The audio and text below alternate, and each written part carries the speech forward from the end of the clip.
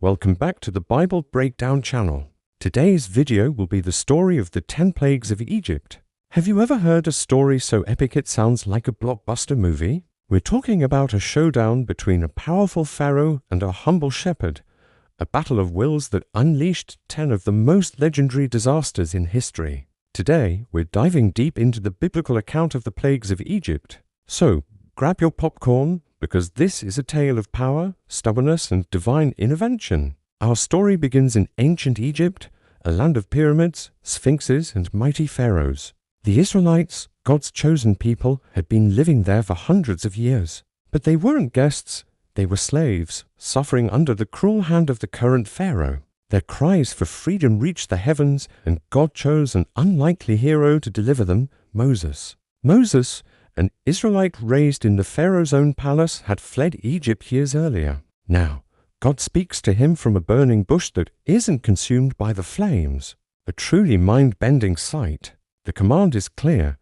Go back to Egypt and tell Pharaoh to let my people go. To help him, God appoints his brother Aaron as his spokesman. So, Moses and Aaron march into the grand throne room. Imagine the scene, the opulence of the Egyptian court, the powerful, unyielding Pharaoh on his throne, and these two brothers standing before him with a message from the god of slaves. They perform a sign. Aaron throws down his staff, and it turns into a snake.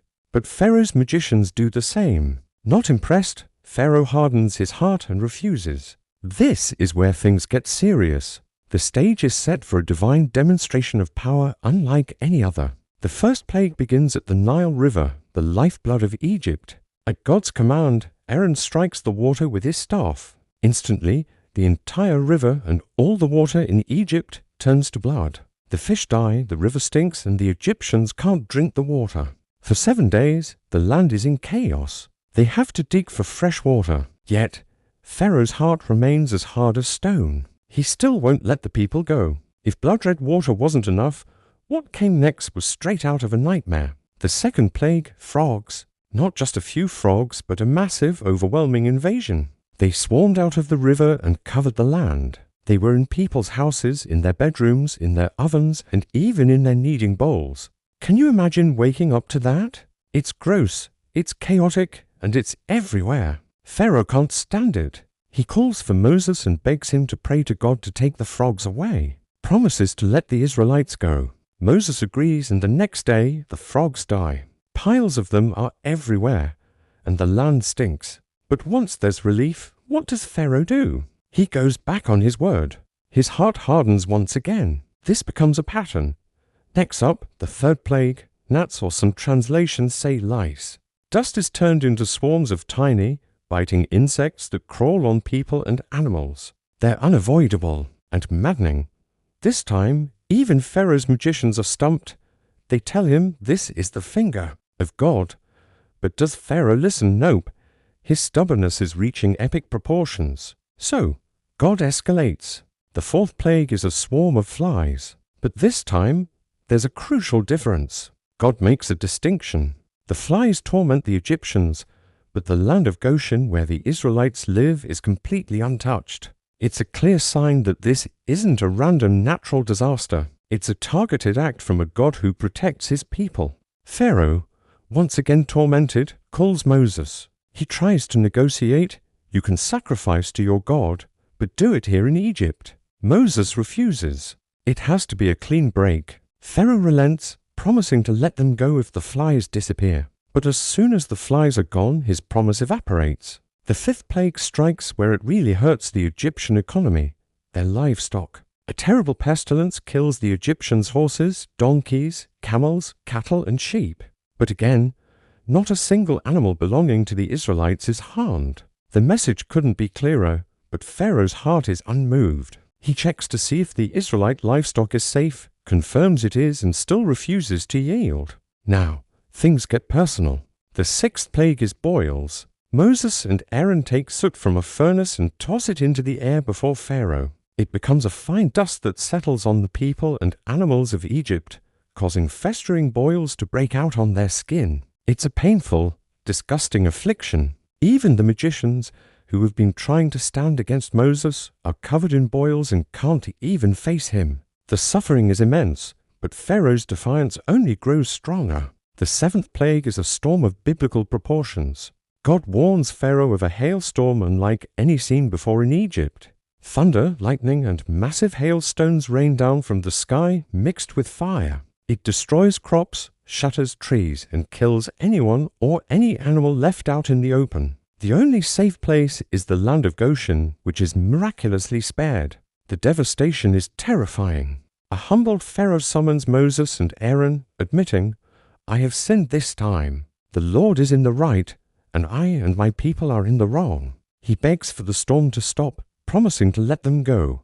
But you know the drill by now. The moment the sky clears, Pharaoh's heart hardens and his promise is broken. What could possibly be worse than a storm of fire and ice? The eighth plague, locusts. A wind from the east brings a swarm so dense it darkens the sky. They devour every single green thing the hail had left behind. Every plant, every leaf on every tree gone. The land is stripped bare. Egypt is facing total agricultural collapse. Pharaoh's officials are panicking, urging him, "Do you not yet understand that Egypt is ruined?" He calls for Moses in a hurry, confesses his sin again, and begs for the locusts to be taken away.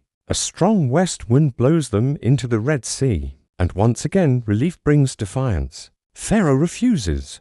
We're now at the ninth plague, and it's one of the most chilling. For 3 days, a thick, suffocating darkness falls over all of Egypt. It's a darkness that could be felt, a tangible, terrifying void. People couldn't see each other or even move from their places. It was complete sensory deprivation and paralysis for the entire nation. But in Goshen, where the Israelites lived, there was light. Pharaoh, shrouded in this oppressive gloom, calls for Moses. He makes another partial offer. "Go, serve the Lord, but leave your flocks and herds behind." Moses is firm. Not a hoof should be left behind, he declares. This infuriates Pharaoh, who screams at Moses, "Get away from me! Make sure you do not see my face again, for on the day you see my face, you will die." Moses' reply is ominous. "You have spoken well. I will not see your face again." This sets the stage for the final, most devastating plague. The 10th plague, the death of the firstborn. God instructs the Israelites to prepare for their departure. Each family is to take a perfect lamb, slaughter it at twilight, and paint its blood on the doorposts of their homes. They are to roast the lamb and eat it with bitter herbs and unleavened bread, dressed and ready to leave at a moment's notice. This meal is the first Passover. God tells them that when he passes through Egypt that night, he will see the blood on the doorposts and pass over those houses, sparing the firstborn inside. But in every Egyptian home, from the palace of Pharaoh to the dungeon of the prisoner, where there is no blood, the firstborn son will die. At midnight, it happens. A great cry rises up throughout Egypt, for there is not a house where someone is not dead. This includes Pharaoh's own son and heir. The grief and terror are absolute. This is the blow that finally shatters Pharaoh's resistance. He summons Moses and Aaron in the middle of the night and says, "Up, go out from among my people, both you and the people of Israel. Go, serve the Lord as you have said. Take your flocks and your herds and be gone." The Egyptians, desperate for them to leave, load them up with silver and gold, just to get them out of their land. After 430 years of bondage, the Israelites are finally free. Led by a pillar of cloud by day and a pillar of fire by night, they begin their journey to the promised land. The story of the 10 plagues is a powerful reminder of a God who hears the cries of the oppressed and acts to set them free. It's a dramatic saga of defiance and deliverance that has echoed through the ages. Thank you so much for joining me on this incredible journey through history. If you enjoyed this story, don't forget to hit that like button, subscribe, and ring the bell so you don't miss our next video. See you next time.